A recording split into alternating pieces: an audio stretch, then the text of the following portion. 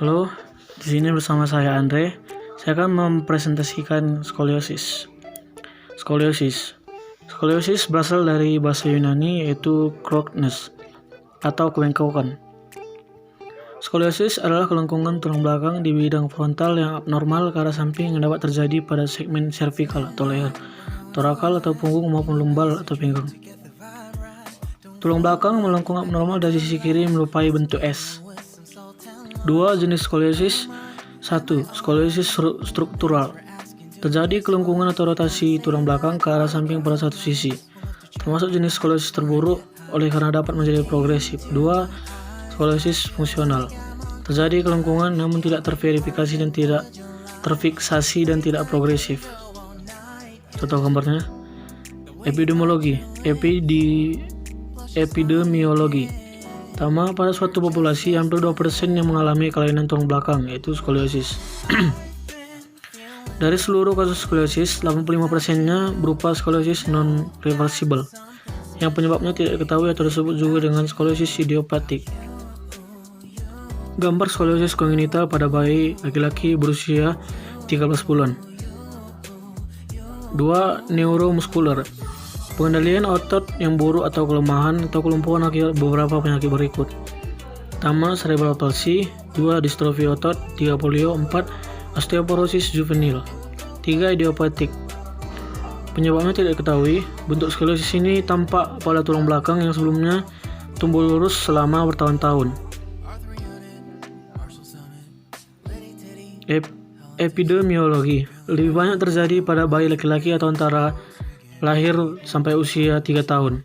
Pada anak muda atau menyerang kedua jenis kelamin antara orang dewasa atau biasanya menyerang anak perempuan usia 10 sampai usia subur. Gambar penderita skoliosis.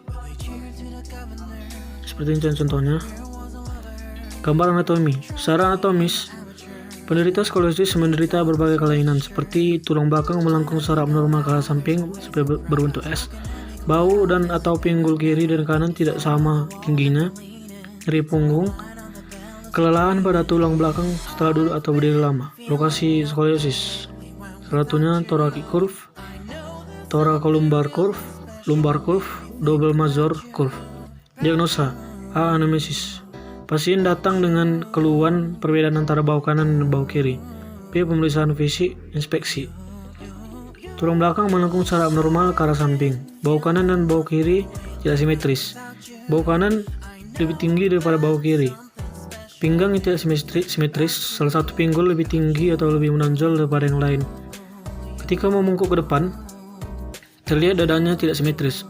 Badan miring ke salah satu sisi, paha kirinya lebih tinggi daripada paha kanan. Ketika memakai baju, perhatikan lipatan baju yang tidak rata, atau celana yang tak sama panjang. Ukuran skoliosis yang idiopatik kemungkinan terdapat kelainan yang mendasarinya. Misalnya, neurofibromatosis. Yang harus diperhatikan adalah bercak calf aulite atau spina bifida yang harus memperhatikan tanda hairy patches atau sekelompok rambut yang tumbuh di daerah pinggang. Pasien berjalan dengan kedua kaki lebar, perut menonjol, sedangkan pada kasus yang berat dapat menyebabkan kepala agak menunduk ke depan, punggung lurus dan tidak mobile, panggul yang tidak sama tinggi. Palpasi di Adams Forward Bending Test. Temuan abnormal berupa asimetri ketinggian iga atau otot para vertebra pada satu sisi, menunjukkan rotasi badan yang berkaitan dengan kurvatura lateral. Tes. Metode Cobb. Tes ini digunakan untuk mengukur sudut.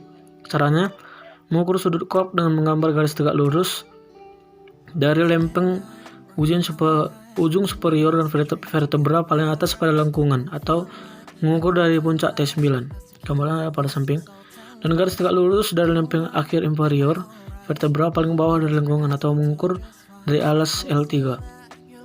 Perpotongan dari kedua garis ini membentuk suatu sudut yang diukur. Terapi. Medikamentosa. 1. Analgesik. Asam asetil salsilat 3 kali 500 mg, paracetamol 3 kali 500 mg, indomethacin 3 kali 25 mg. 2. NSAID, non-steroid anti-inflammation drug. fisioterapi, terapi panas dengan cara mengompres.